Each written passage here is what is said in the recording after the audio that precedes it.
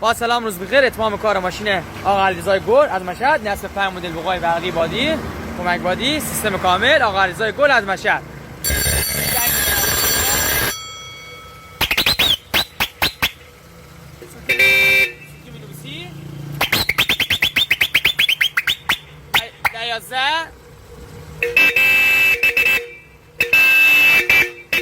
تک اسکانیا ولویی و شیشویل پاکستان.